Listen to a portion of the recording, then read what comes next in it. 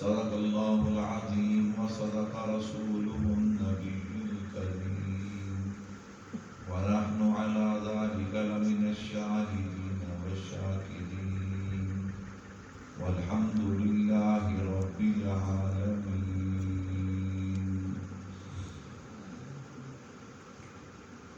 توحید تو یہ ہے کہ خدا خود حشر میں کہہ دے، توحید تو یہ ہے کہ خدا خود حشر میں کہہ دے، یہ بندہ تو عالم میں خفا میرے لیے تھا۔ عمل سے زندگی بنتی ہے، جنت بھی جہنم بھی، یہ خاکی اپنی فطرت میں نہ نوری ہے نہ ناری ہے۔ جس دور پہ نازاں تھی دنیا، اب ہم وہ زمانہ بھول گئے، اوروں کو جگانا یاد رہا، خود ہوش میں آنا بھول گئے۔ منہ دیکھ لیا آئینے میں، پرداغ نہ دیکھا سینے میں، جی ایسا لگایا جینے میں، مرنے کو مسلمان بھول گئے۔ میرے نہایت ہی باجول احترام تشریف فرما حضرات، علماء کرام، دیگر عزیز بزرگوں، دوستوں، بھائیوں، الحمدللہ آج کی مجلس بڑی ہی بابرکت مجلس ہے۔ ایک تو رمضان المبارک، پھر تاک راتوں میں سے تاک رات، اور اسی طرح حضرت قاری صاحب نے بتایا کہ ایک نہیں دو تکمیل قرآن کریم کی مجلس، یعنی یہ سارا ماحول دعاؤں کی قبولیت کا ماحول ہے۔ میں سب سے پہلے حضرت قاری صاحب کو اور اسی طرح ان کے بیٹے کو قرآن کریم سنانے پہ، آپ حضرات کو قرآن کریم سننے پہ مبارکباد پیش کرتا ہوں، اور اگر کوئی کمی خدائی رہ گئی اللہ اسے اپنی رحمت سے معاف فرمائے۔ سب کہہ دو آمین۔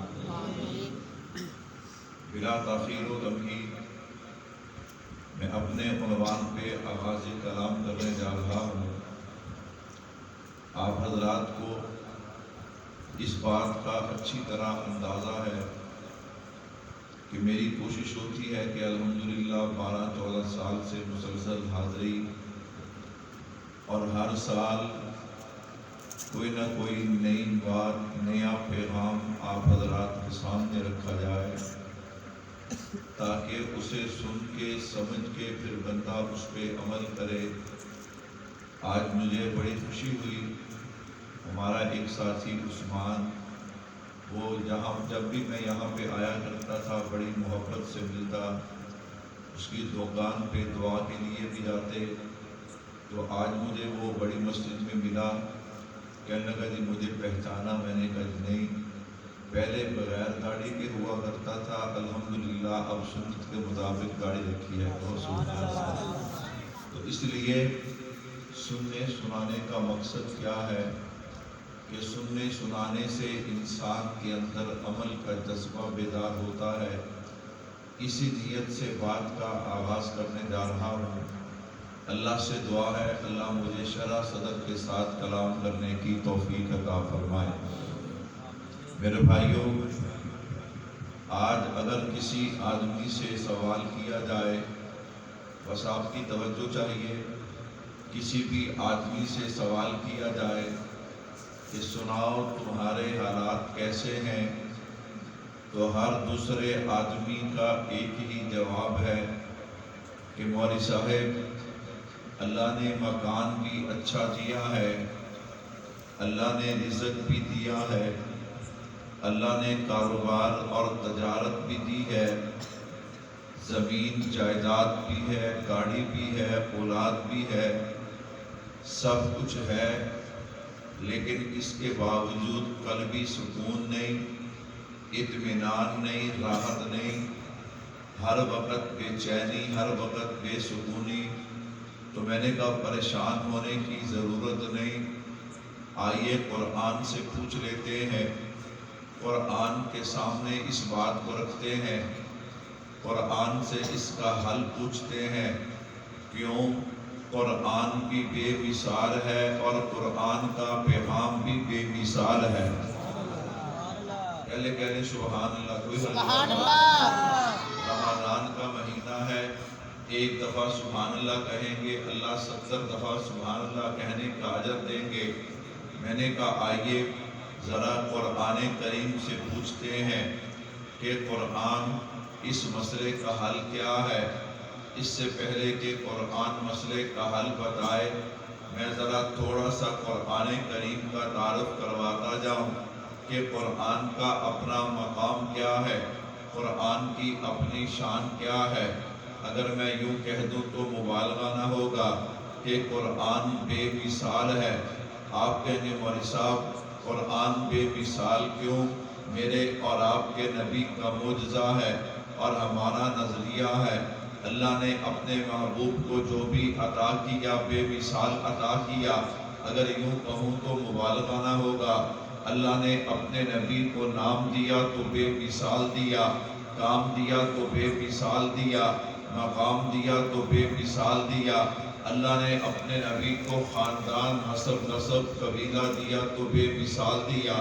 بیٹے بیٹیاں، نواسے نواسیاں دی ہیں تو بے مثال دی ہیں۔ ازواج بنات دی ہیں تو بے مثال دی ہیں۔ اللہ نے اپنے نبی کو کلمہ، نماز، روزہ، حج، زکوٰۃ، تلاوت، ذکر و اذکار دیا ہے تو بے مثال دیا ہے۔ اللہ نے اپنے نبی کو علم، عمل، حلم، اخلاق، کردار، صداقت، عدالت، شرافت، لیاقت، ذہانت، امامت، حکمت اور بصیرت، جرت دی ہے تو بے مثال دی ہے۔ نانا اللہ نے اپنے نبی کو چہرہ دیا تو بے مثال دیا، زلفیں دی ہیں تو بے مثال دی ہیں، سینہ دیا تو بے مثال دیا، ہاتھ اور پاؤں دیے تو بے مثال دیے ہیں، امت دی ہے تو بے مثال دی ہے، صورت اور سیرت دی ہے تو بے مثال دی ہے، کتاب دی ہے تو بے مثال دی ہے۔ اس لیے تو کسی شاعر نے کہا کہ سر سے لے کر پاؤں تک تنویر ہی تنویر ہے، جیسے منہ سے بولتا قرآن وہ تقریر ہے، حسن مصطفیٰ کو دیکھ کر سوچتی ہے دنیا وہ مصور کیسا ہوگا جس کی یہ تصویر ہے۔ میرے بھائیو، ایک ہے قرآن اور ایک ہے پیغام قرآن۔ میں نے پیغام قرآن سنانا ہے تاکہ آج ہر بندے کی زبان پہ یہ جو شکوہ ہے کہ مولوی صاحب سب کچھ ہے لیکن اس کے باوجود سکون نہیں ہے، اس کے باوجود قرار نہیں ہے، اس کے باوجود اطمینان نہیں ہے، لیکن تھوڑا سا آپ کو بیدار کرنے کے لیے، اپنے ساتھ ملانے کے لیے میں قرآن کریم پہ ایک بات اور کہنا چاہتا ہوں۔ حضرت اماں عائشہ صدیقہ مقدسہ مطہرہ رضی اللہ تعالی عنہ، میری اماں سے کسی نے پوچھا اماں نبی کی سیرت تو سنا، نبی کا اخلاق تو سنا۔ اماں نے فرمایا قرآن نہیں پڑھتا۔ اماں قرآن تو پڑھتا ہوں لیکن میں نے نبی کی سیرت کے بارے میں پوچھا ہے، میں نے نبی کے اخلاق کے بارے میں پوچھا ہے۔ اماں فرماتی ہیں کان خلقہ القرآن، یہ قرآن دیکھنے کو قرآن ہے لیکن الحمد سے لے کے والناس تک سارا قرآن میرے نبی کی شان ہے۔ میرے بھائیوں، میرے نبی کی شان ہے کہ میرے نبی کی شان کیسے ہے۔ آئیے میں نے قرآن کریم کو کھولا، میں نے کہا قرآن بتا میرے نبی کا نام کیا ہے۔ قرآن کہتا ہے محمد الرسول اللہ۔ میں نے کہا میرے نبی کا مقام کیا ہے؟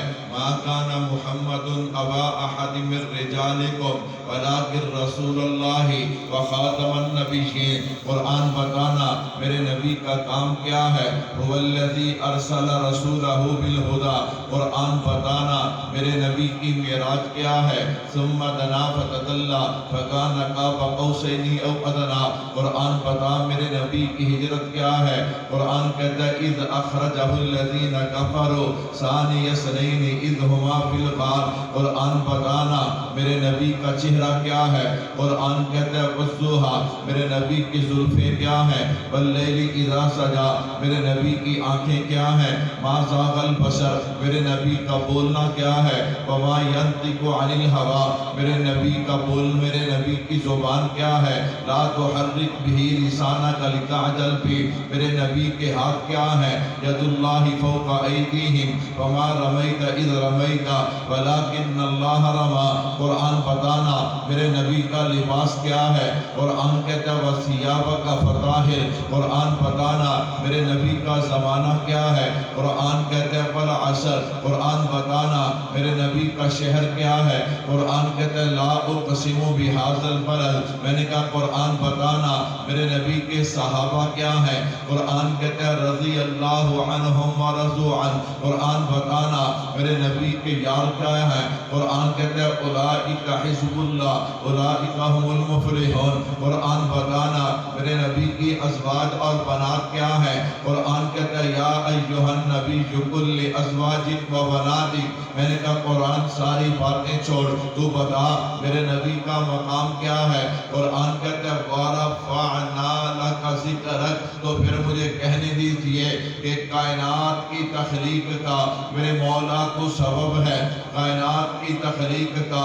میرے مولا تو سبب ہے، اسلام کا مفہوم تیرے در کا ادب ہے، طٰہٰ سے عیاں ہے تیری سیرت کا قصیدہ، قرآن میں یاسین تیرا نام و لقب ہے، والفجر کا مطلب تیرے چہرے کی تلاوت، واللیل تو مولا تیری زلفوں کا لقب ہے۔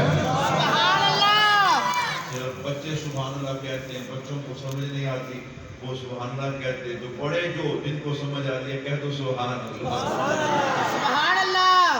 میرے بھائیو توجہ کیجئے گا، میں عرض کر رہا تھا میں نے سوال اٹھایا، ہر بندے کا ایک ہی جواب ہے، مولوی صاحب سب کچھ ہونے کے باوجود سکون نہیں ہے، کیا خیال ہے یہ سوال ٹھیک ہے یا نہیں؟ آؤ ذرا اس کا جواب قرآن کریم سے لیتے ہیں۔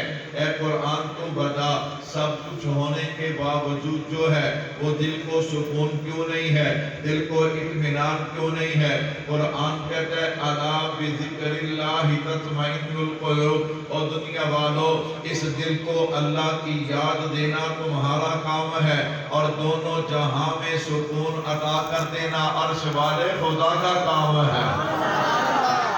توجہ کیجئے گا، الا بذکر اللہ تطمئن القلوب، میں عنوان شروع کر رہا ہوں اور میرا انشاءاللہ دعویٰ ہے اگر آپ کی توجہ رہی میں آپ کا وقت ضائع نہیں کروں گا، یہاں سے آپ کا ذہن بنا کے اٹھاؤں گا، کوئی نہ کوئی بات آپ کے دل و دماغ میں بٹھا کے اٹھاؤں گا، لیکن شرط یہ ہے کہ آپ کی توجہ چاہیے۔ الا بذکر اللہ تطمئن القلوب، اس دل کو اللہ کی یاد دینا، اللہ کا ذکر دینا میرا اور آپ کا کام ہے۔ حضرت حسن بصری رحمت اللہ علیہ حضرت کی مجلس سجی ہوئی ہے، لوگ جمع ہو کر آ گئے، حضرت ہم نے آپ سے ایک سوال کرنا ہے۔ حضرت نے فرمایا ہاں پوچھو، کیا پوچھتے ہو؟ حضرت ہمارے دل جو ہیں وہ سو چکے ہیں، ایمان والوں سننا، ہمارے دل سو چکے ہیں۔ حضرت نے فرمایا وہ کیسے سو چکے ہیں؟ کہا حضرت آپ ہمیں قرآن سناتے ہیں، آپ ہمیں حدیث سناتے ہیں، آپ ہمیں دین کی باتیں سناتے ہیں، لیکن ہمارے اوپر کوئی اثر نہیں ہوتا، ہم ٹس سے مس نہیں ہوتے، اس لیے ہمارے دل سوئے ہوئے ہیں۔ حضرت کا جواب سنیے گا، حضرت نے فرمایا تمہارے دل سوئے ہوئے نہیں بلکہ تمہارے دل موئے ہوئے ہیں۔ تمہارے دل کیا ہے؟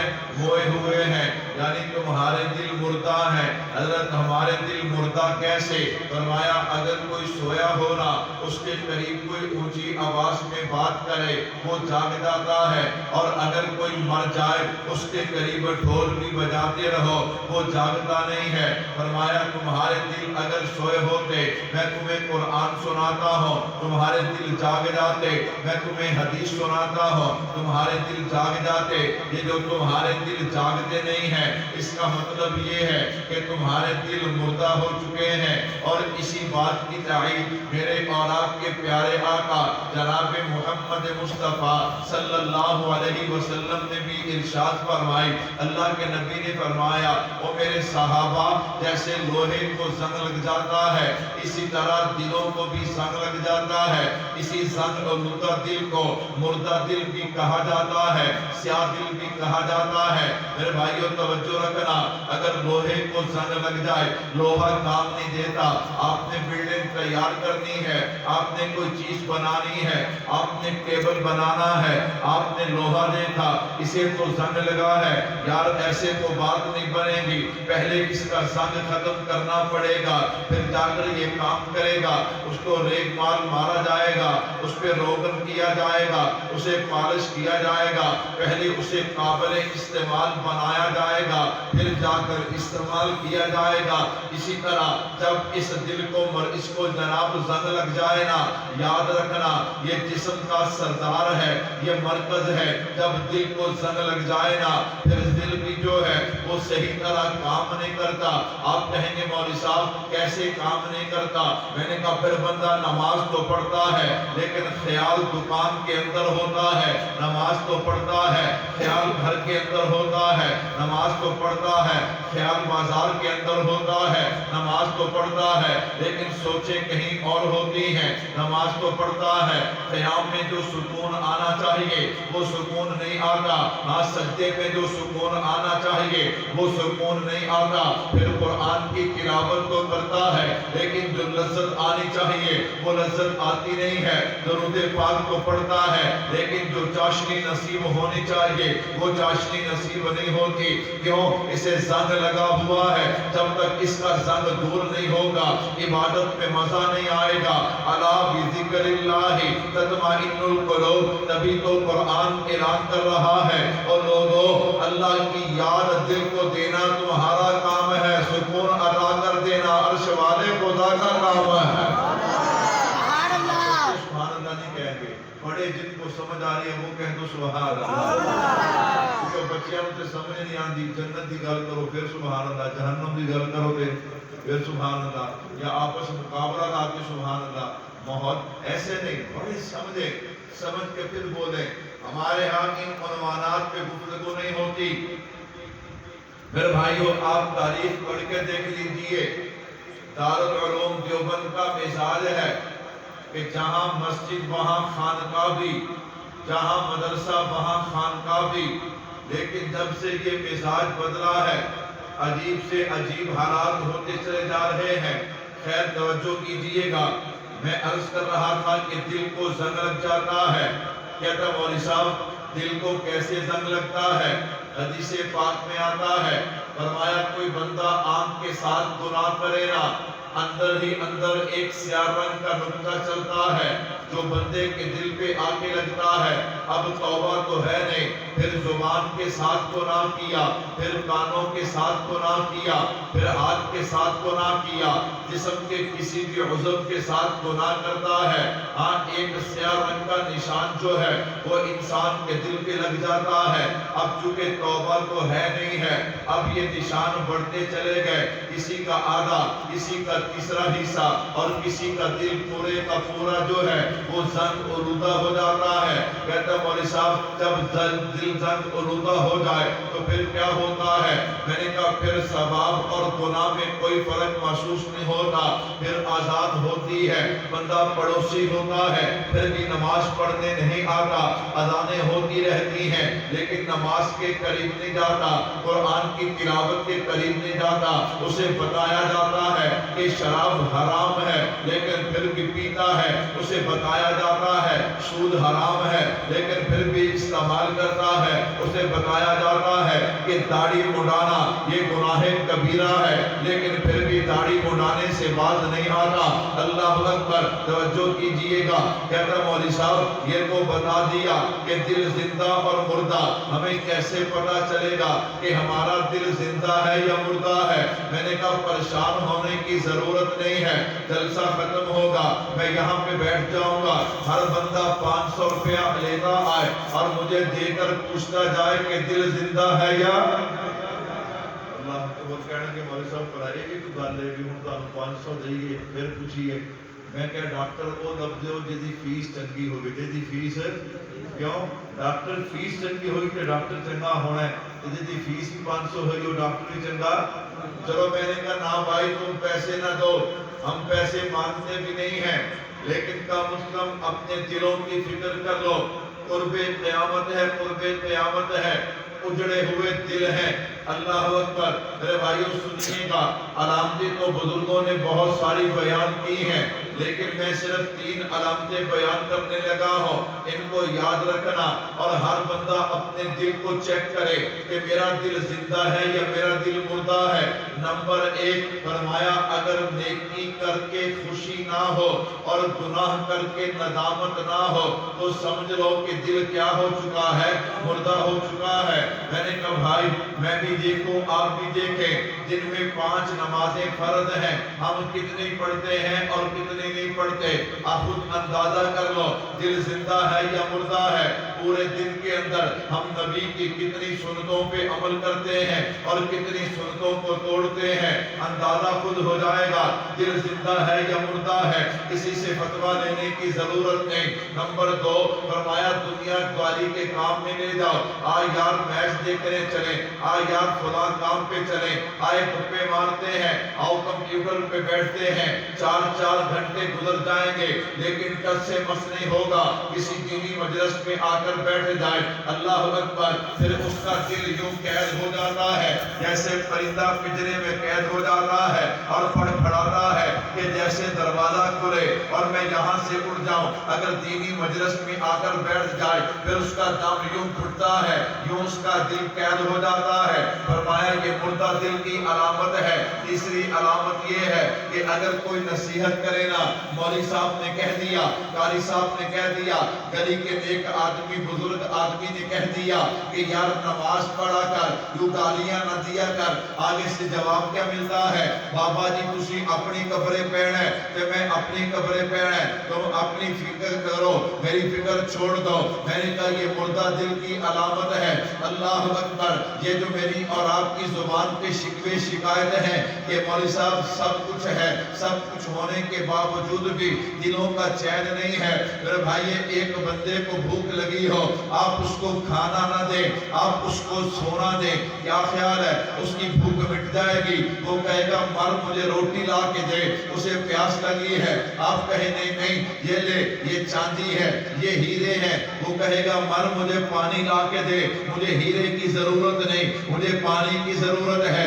یہ دل کہتا ہے کہ مجھے کوٹھی کی ضرورت نہیں ہے، مجھے بنگلے کی ضرورت نہیں ہے، مجھے جناب والا بڑی بڑی گاڑیوں کی ضرورت نہیں ہے، مجھے بینک بیلنس کی ضرورت نہیں ہے، مجھے روپے پیسے کی ضرورت نہیں ہے، مجھے وہ دے جس کے ساتھ مجھے سکون آتا ہے۔ آپ مچھلی کو پانی سے پکڑ کے سونے کے تھال میں ڈال دیں، وہ تڑپے گی، تو کہے اچھی مچھلی ہے، وہ گندا پانی، وہاں تو بڑی خوش تھی، میں نے تجھے سونے کے اس طرح میں رکھا ہے، اس تھالی میں رکھا ہے، تو تڑپتی ہے، وہ کہے گی یہاں میری زندگی نہیں، وہاں میری زندگی ہے۔ تو دل کہتا ہے کہ شکوے شکایت تو کرتا ہے لیکن جو مجھے چاہیے وہ مجھے دیتا تو ہے نہیں۔ دل تجھے کیا چاہیے؟ الا بذکر اللہ تطمئن القلوب، مجھے میرے رب کی یاد چاہیے، اور اللہ کی یاد سب سے بڑا قرآن کریم ہے۔ اللہ کی یاد سب سے بڑا قرآن، اللہ کا ذکر سب سے بڑا ذکر قرآن کریم ہے۔ میرے بھائیوں اس دل کو اللہ کی یاد دینا ہمارا کام ہے اور ہمارے دلوں کو سکون عطا کر دینا عرش والے خدا کا کام ہے۔ سمجھ آ دیا؟ کہہ دو سبحان اللہ۔ جب دل چین، سکون، اطمینان، جب اس میں رب بستا ہو پھر بھلا کیا ہوتا ہے؟ میں قربان جاؤں، حضرت شبلی رحمت اللہ علیہ، ان کے سامنے کوئی اللہ کا نام لیتا تو جیب سے گڑ نکالتے اور اس کے منہ میں ڈال دیتے۔ لوگ کہتے حضرت آپ یہ کیا کرتے ہیں؟ فرمایا جو میرے یار کا نام لے میں اس کا منہ نہ میٹھا کرواؤں تو اور کیا کرواؤں۔ میرے بھائیو جو لوگ اپنے دل کو صاف رکھتے ہیں ان لوگوں کے پھر حالات و واقعات کیسے ہوتے ہیں؟ حضرت شبلی قربان جاؤں، میں اور آپ چھوٹے چھوٹے بچوں سے لاڈ کرتے ہیں نا، چھوٹے چھوٹے بچے رات کو بندہ 11 بجے 12 بجے گھر جائے، اگر وہ سوئے بھی پڑے ہوں بندہ ان کا بوسہ لے کے ان سے لاڈ پیار کر کے پھر سوتا ہے۔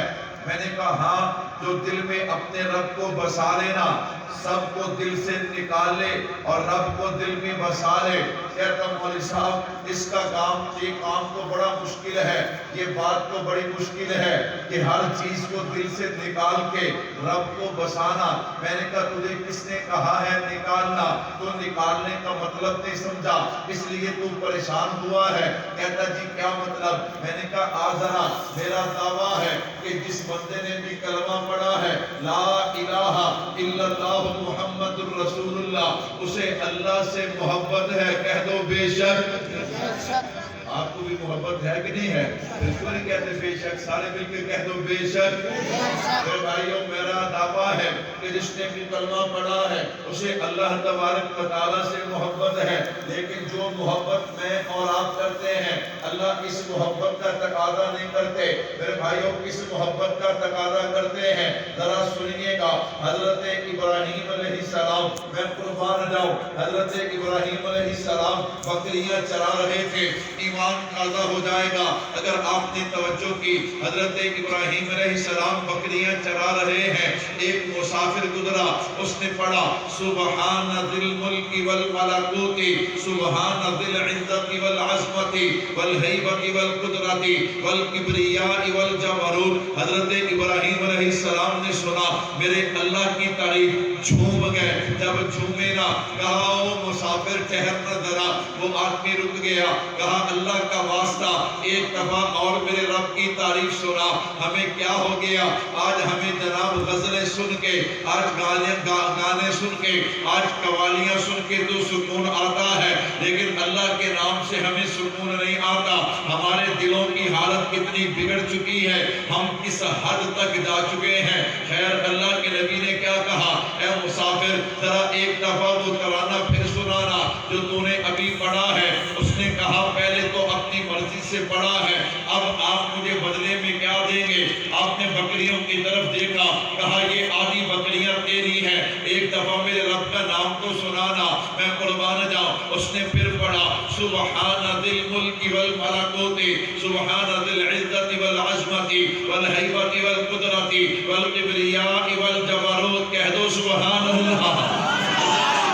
السلام نے یہ ترانہ سنا، جھوم اٹھے، لطف اتنا آیا، مزہ اتنا آیا۔ میرے بھائیوں ان باتوں کا لطف اس وقت آتا ہے جب دل میں اللہ بسا ہو، جب دل میں اللہ کی محبت ہو۔ اور نوجوانوں ہم نے دنیا سے محبت کر کے دیکھ لیا، سوائے ذلالت کے کچھ نہ ملا، سوائے رسوائی کے کچھ نہ ملا، سوائے بدنامی کے کچھ نہ ملا، سوائے جناب بغیر وقت ضائع کیے کچھ نہ ملا، اور اپنی عزت کو بھی داؤ پہ لگا دیا۔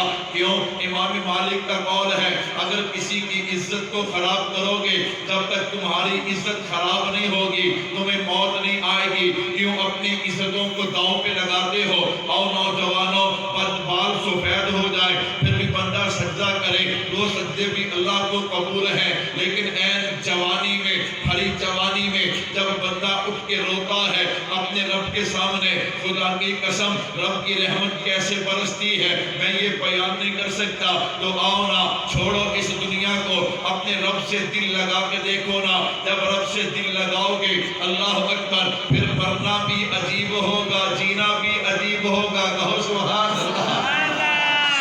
کوشش کر رہا ہوں کہ اللہ کرے بات سمجھ آ جائے۔ میں نے عنوان شروع کیا، ہمارے ہاں ان عنوانات پہ بڑی جناب بڑی بہت مختصر گفتگو ہوتی ہے، لیکن گفتگو ہونی چاہیے، عوام کو پتہ چلنا چاہیے۔ خیر میں بات عرض کر رہا تھا، جب اس نے پڑھا نا حضرت پھر جھوم گئے، پھر کہنے لگے او مسافر ایک دفعہ اور سنا دینا۔ اس نے کہا جی اب کیا دیں گے؟ کہا یہ دوسری آدھی بکریاں بھی تیری ہیں۔ اس نے پھر پڑھ دیا، اللہ اکبر، مزہ اتنا آیا، لطف اتنا آیا، کہا ایک بار اور سنا دے۔ اس نے کہا جی بکریاں تو ختم ہو گئی ہیں، اب کیا دیں گے؟ فرمایا کوئی بکریاں چرانے والا بھی چاہیے کہ نہیں چاہیے؟ جب دل زندہ ہونا، دل میں اللہ کی محبت چھائی ہو، پھر انداز ایسے ہوتے ہیں، کوئی بکریاں چرانے والا بھی چاہیے کہ نہیں چاہیے؟ اس نے کہا بالکل چاہیے۔ کہا ایک مرتبہ اور سنا دے، ساری زندگی تیری بکریاں چراؤں گا۔ اس نے پھر پڑھ دیا سبحان ذی الملک والملکوت سبحان ذی العزت والعظمت والہیبت والقدرت والکبریاء والجبروت، حضرت ابراہیم علیہ السلام بکریاں سمیت چل پڑے، وہ مسکرایا، اس نے کہا اللہ کے نبی میں انسان نہیں، میں تو فرشتہ ہوں، مجھے رب نے بھیجا تھا، جا دیکھ جا کے، رب تو جانتے ہیں لیکن فرشتے کو بھیجا تاکہ دنیا کو پتا چلے کہ دیکھ تو صحیح میرا ابراہیم اس سے کتنے محبت کرتا ہے۔ کہا آپ کے دل پہ تو صرف اللہ کی محبت چھائی ہے، آپ نے اللہ کی محبت میں مال بھی پیش کر دیا ہے، جان بھی پیش